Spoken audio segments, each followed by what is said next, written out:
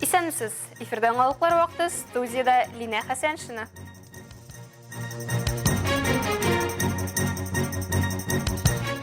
Ознакай политехник техникумы илкүләм грант уткан.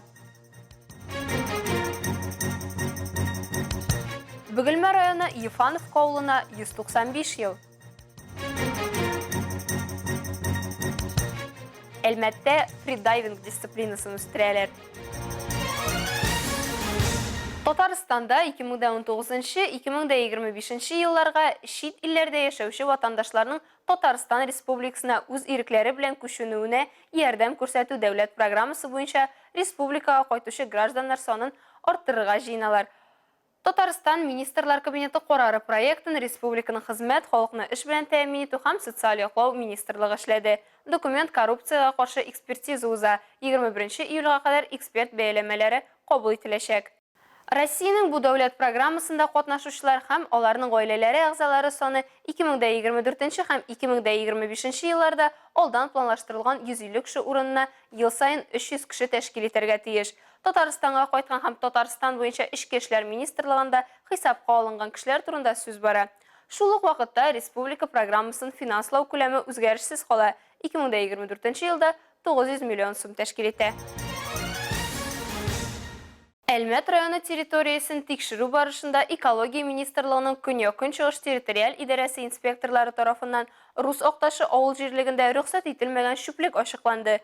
Чүп-чарның гомуми майданы 69 квадрат метр тәшкил итә. Чүплекнең күләме 30 кубометр. Бүгенге көндә чүплек бетерелгән дип хәбәр итә Татарстан Республикасы экология министрлыгы. Калабыз көннән-көн матурлана һәм яшәү, кунак булу өчен Әлмәтебездә барлык мөмкинлекләр дә тудырыла. Татарстанда Наш двор программасын тормышка ашыру дәвам итә. Республикабыз рәисе программасы нигезендә Әлмәт районының 14 ишек алдында эшләр инде тәмамланган. Алар арасында шәһәребезнең 8 ишек алды һәм Рус Акташы авылының 6 ишек алды. Бүген районыбызның 24 ишек алдында актив эш бара. Якын тирәдә Наш двор программасы кысаларында тагын 3 ишек алдын төзекләндерү башланачак.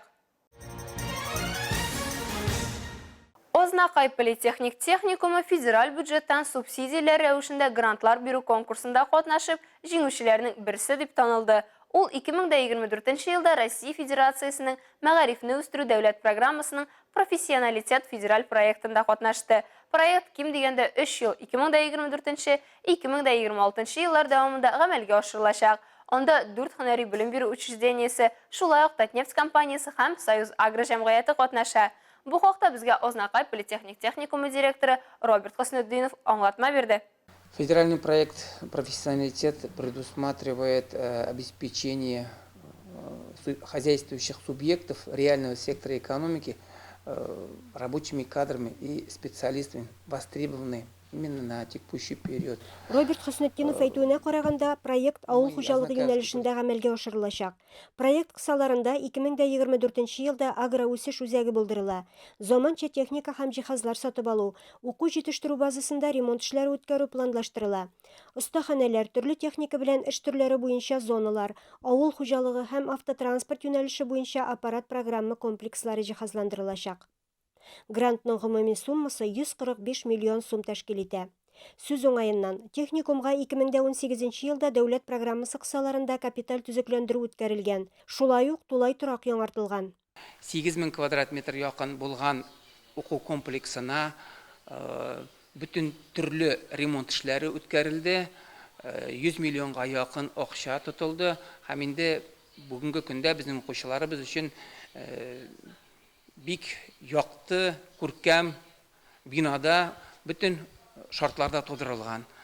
2023-2024 уку елына техникум үз алдына районны квалификацияле эшче кадрлар һәм урта звено белгечләре белән тәэмин итү, заманча таләпләр буенча остаханәләрне һәм лабораторияларны җиһазландыру, педагогларның һөнәри квалификациясын күтәрү бурычын куйган. 2023-2024 уку елына безнең уку йортында 165 урын бирелгән. Ул инде иң беренче авыл хуҗалыгы өлкәсе, техник механиклар әзерлибез 25 урын, тракторист машинистлар әзерлибез, шулай ук 20 урын, автомобиль юнәлешендә безнең урыннар бар, икътисад һәм бухгалтерлык учеты безнең киләсе уку елында Аннары пшикчелек буенча юнәлеш. Без инде тагы кыска сроклы программаларда повар, кондитер, чәч тарашлар әзерлибез. Һәм инде тегүче курсларда булачак. Илмира Шарифуллина, Рөстәм Акбаров, яңалыклар вакыты, Луч, Әлмәт телекомпаниясе. Бөгелмә районының Ефановка авыл клубында авылның 195 еллыгына багышланган бәйрәм программасы булып үтте. Юбилейга күрше Баулы районының Кырымсарай авылыннан, Оренбург өлкәсенең Курская Васильевка авылыннан кунаклар җыелды. Бәйрәмдә безнең төшү төркемендә булып кайтты. Тулырак Айгөл Шәрәфиева. Бәйрәм зур хоровод белән башланып китте. Монда авылның карты да, яше дә, Ефановка авылының барлык халкын. Алар бер гаилә булып дуслана яшиләр. Авыл клубына авылның юбилеен 195 еллыгын билгеләп үтәргә җыелганнар. Все курчаны здесь живут своим хозяйством. Производства нету здесь, колхоза нету, совхоза нету. Много наехали, люди очень веселые, радостные, что они пришли погулять. Авыл халкын зур бәйрәм белән котларга Спасск, Кырымсарай, Курск, Васильевка авыл йортларының вокаль коллективлары килгән. Авыл халкына котлау сүзләрен Бөгелмә шәһәре мэры урынбасары Ирина Белова, Оренбург өлкәсенең Северный районы Курск, Васильевка авыл җирлеге башлыгы Евгений Прахов җиткерде. Авыл җирлеге башлыгы Алексей Мухалев атказанган кешеләргә рәхмәт хатларын тапшырды. 195 лет сегодня мы празднуем деревню Ефановка, которая была основана курскими крестьянами-однодворцами из Тимского района. У нас сегодня в программе обширный краеведческий материал. Работниками клубной системы Ефановского клуба были разработаны непосредственно генеалогические древы двух основных семей деревни Ефановки. Это семьи Луневых, семьи Пеньковых. Они сегодня презентованы. Также презентованы материалы, которые нам удалось найти в Русском государственном историческом архиве. Авылның бай тарихы 19 гасырның беренче яртысында, ягъни 1828 елда Зәй елгасының өске агымында башлана. Биредә нигездә Курск өлкәсеннән күченеп килүчеләр яши. Бәйрәмдә Луневлар, Пеньковларның нәсел шәҗәрәсен тәкъдим иттеләр. Кунаклар история в лицах фотокүргәзмәсен карый алды һәм Санкт-Петербургның Россия дәүләт тарих архивы материалларының презентациясе белән танышты. Авыл безнең бик тату яши. Бер-берсенә кунакка йөрибез, үзебезгә кергән кебек.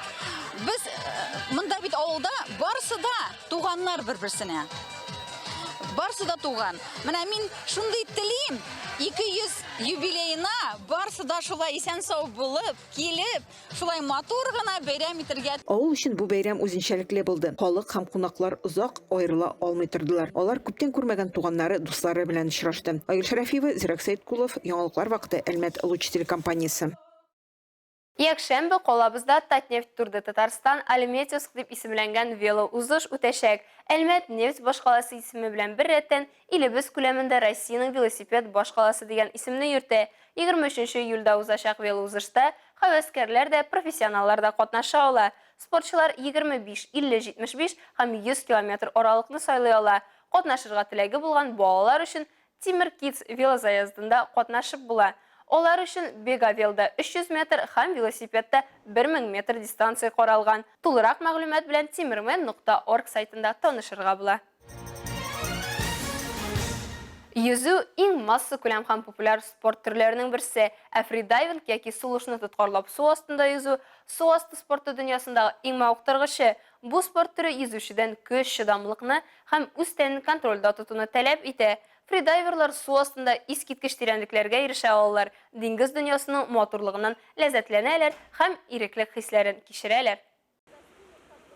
Дайвинг су астында сулыш алу тоткарлыгы белән йөзү. Япония һәм Корея йөзүчеләре энҗе мәрҗәннәрне эзләгән суга чумачылар ярдәмендә барлыкка килгән иң борынгы һәм иң табигый төр. Сулыш алу тоткарлыгы гадәттә 1-дән 5 минутка кадәр тәшкил итә. Фридайвинг Татарстанның көньяк чыгышында әле яшь дисциплина. Әлбәттә, аның үсеш процессы бара. Шуңа да Мирас спорт комплекс үзәгендә моның өчен сынау күнегүләре үткәрелә. Динамик дисциплиналар зур бассейн касәсендә эшләнә. Поскольку фридайвинг не включает в себя только динамику, он включает также статику, статические дисциплины, которые мы проводим в чаше малого бассейна, и, собственно, дыхательная гимнастика, которая является базой для того, чтобы человек уже мог плавать на задержке дыхания. Тренер сүзләренчә, су эчендә башка дөнья ачыла. Күз алдындагы сихри флора һәм фауна үз эченә күмә. Үзе тренер инде 5 ел дәвамында бу йөзү төре белән шөгыльләнә.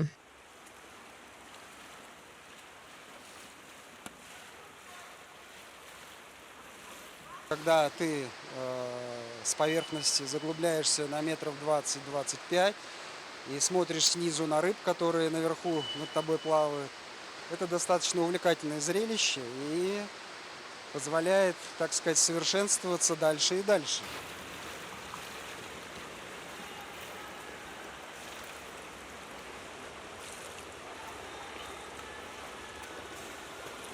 Уңышлы суга сикерү өчен яхшы физик сәламәтлек кенә түгел, психологик тотрыклылык һәм сәләтләргә ышаныч кирәклеген онытмау мөһим, ди тренер. Даими күнегүләр һәм практик максатларга ирешергә ярдәм итә.